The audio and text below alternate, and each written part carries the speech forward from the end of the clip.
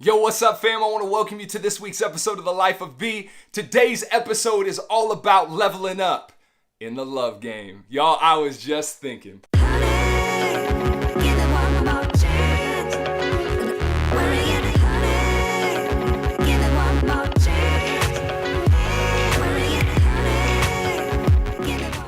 So if you think that today's episode is all about how to level up in your Tinder profile, how to swipe right, left, I've never been on Tinder, I don't even know how it works. But if you think that that's what today is all about, how to develop your farmers only Christian match mingler, plenty of fish profile, y'all, I'm sorry to disappoint you, man. Today's episode ain't about to be as hot as my wife on our wedding day. Jay, baby, look good. But I will tell you that the story starts in a place that was hotter. Man, it was hotter than the sun. And a few years ago, I found myself in one of the most eclectic places I've ever been. Throughout my life, I've been privileged to go to different places all over the world. From Mexico to South Africa to Kenya to Czech Republic to China to Thailand. But there's one place that I've been to that is unlike any place I've ever been before, and that's the nation of India.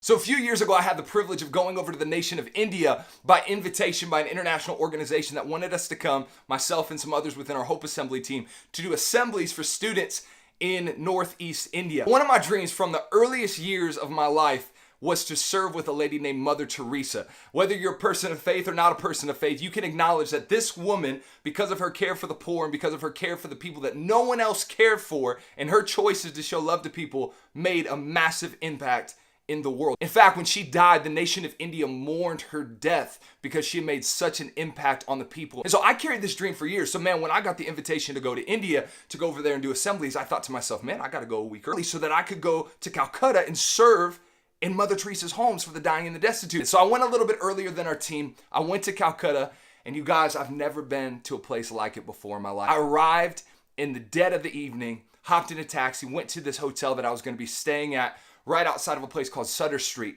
As we're driving down the road, I'm seeing bodies lining the sidewalks of the city of Calcutta with dim lights, wild dogs running around, and it was truly like I had stepped into a different world. Now, the people who were lying on the streets, they just did that because it was so hot in their houses that people would actually come out to the sidewalks on the back of pickup trucks and all that and just sleep outside because it was so hot inside. And man, they were right. Man, it was hotter there than it is in this apartment, and your boy's sweating. Something fierce, man. Whew. Man, I better reapply. I'm just playing. So you guys, I arrive in Calcutta and it was sensory overload.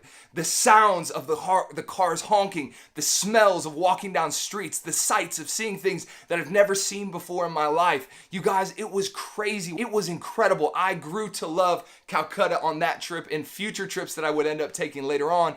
And it changed my life. For years leading up to my journey to Calcutta, I had been serving in the nonprofit world in America. Now, mind you, y'all, it was a lot of sacrifice. I lived off of less than $300 a month for about 3 to 4 years. I moved back in with my mom. I drove a family car. I sold my car. I exhausted my savings in order to do this charity work. Y'all, I was like the definition of the TLC song Scrubs. Your boy didn't even have a car. I had to be hollering at girls from the passenger side of my best friend's ride. Don't hit on a player when he's working the game with what he's got. So back to the story. I have been giving my life to impact youth lives. I started a nonprofit organization in something called the Hope Assembly Initiative that's still going on today. You can check it out by visiting hopeassemblies.com. Little side note. I had given my life for that, and I thought I was a person that loved pretty well. But then I get to Calcutta and I am encountered with another level of love.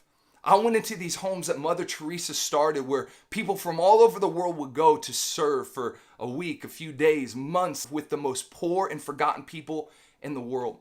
There was one story I heard, and mind you, you might want to skip through this if you have a tender stomach. Mother Teresa once brought a man off the street with open wounds, with bugs in the open wounds. And she spent so much time scrubbing the wounds of this man to get the bugs out of his open wounds out of love. And because she was a woman of faith, she said this statement. She said, I knew when I was scrubbing that man's wounds, I was scrubbing the very body of Jesus, because she connected Jesus with that man, the poorest of the poor. So I go into this environment where people are serving in ways that were just unbelievable. I saw things that I'd never seen before in my life. I saw people with open wounds on their faces, people who were on the doorstep of death, with people just waiting for them to die. A man who was completely emaciated with his body pretty much wasted away, and all he was bones. And I found myself in that place, and in that place I realized that, man, I do not love very well.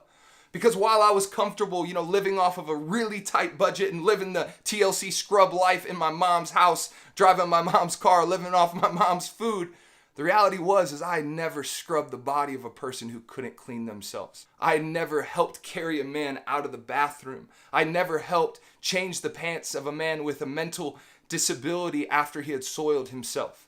I had never done that, and that stretched me to a point that I had never been to before. And I was so overwhelmed by the emotions and the disgust I was experiencing as my lack of love encountered a need that was greater than I could offer a solution for. And so after just a couple of days in serving in Calcutta, I went on to Northeast India, and I connected with our Hope Assembly team to do assemblies, and it was incredible. Thousands of youth had their lives impacted in amazing ways. We were doing assemblies where kids would just start weeping in the middle of their school auditorium, sobbing because of the pain that was in their heart. And as we talked about issues that they needed help for, that they needed connection and to share and support for. But then I left Northeast India on my way to a week of rest after this trip. I was going on to Thailand, where I was going to go to a beach called Koh Tao, and I was going to write and I was going to rest. But on the way back, I had a one-day layover in Calcutta again. So my first time coming to Calcutta, I went there with a desire to serve. My next time through was just passing by and wanting it to be over as quickly as possible, as I wanted to go on to a beach in Thailand. And on this trip back, I realized that I had to level up again in love. I had leveled up already serving in Mother Teresa's homes. I had done things that I never thought I would do. I had been stretched in ways I never thought I'd be stretched, and I knew that I was loving at a different level than I ever loved before in my life. But then I get to Calcutta and I have to prove that love again.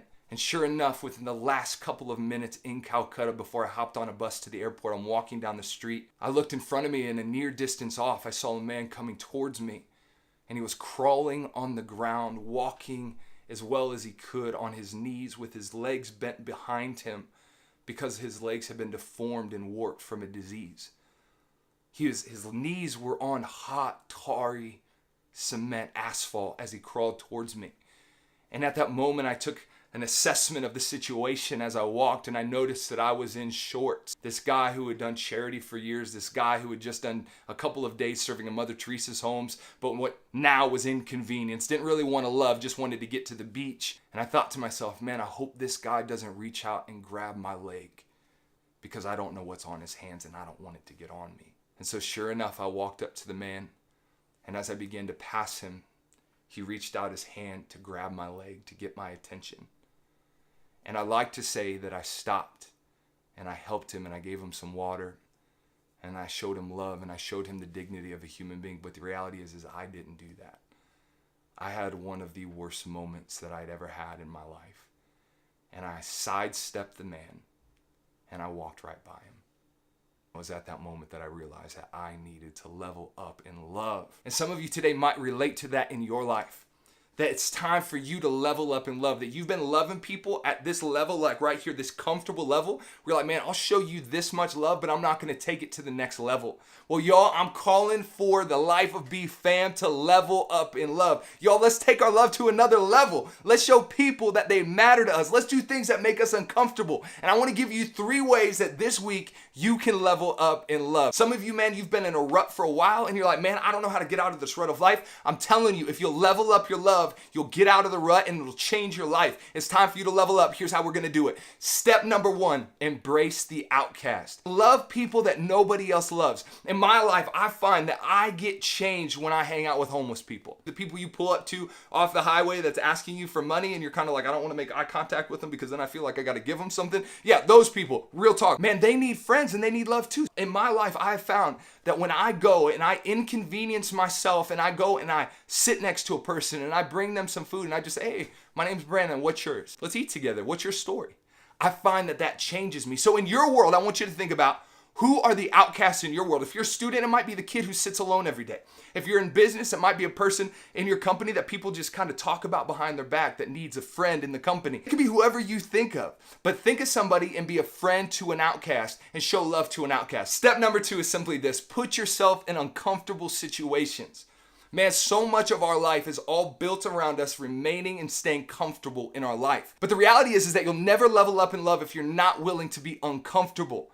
Very rarely will world change happen when you're comfortable. It's when you become uncomfortable that you grow and the world changes. Be sure to put yourself in uncomfortable situations where you do things that you normally wouldn't do to show love to other people. Step number 3 is a little bit harder, but I think you guys can do it. It's simply this: choose to lose. When you're in an argument, when you're in a debate, make it a priority to not always win, but to simply say as things are getting heated, hey, you know what? Man, enemies debate, friends discuss, and I'm okay with your opinion. I'm sorry if I offended you, but you know what? I don't want to carry this conversation.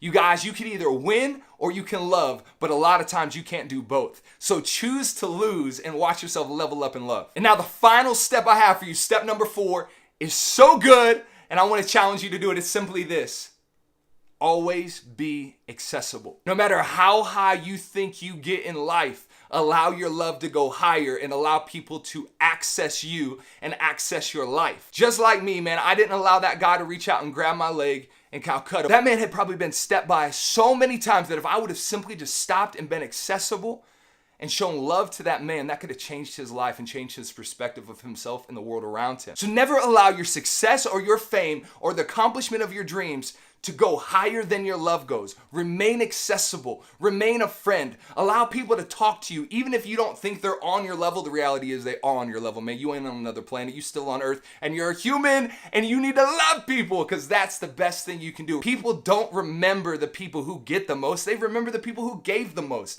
While the history books might write about the legends of celebrities, man, we live on the legacy of world changers. Celebrities entertain the world, but world changers set the course of it. Celebrities build their image, but world changers help people see. It's not about your image, it's about changing the world. So to recap, the 4 steps is simply this. Step number 1, embrace the outcast. Step number 2, be willing to be uncomfortable. Step number 3 is be willing to lose. And step number 4 is always be approachable. Thank you for joining me today for The Life of B. You guys are so amazing, and I'm so honored that you join me every week.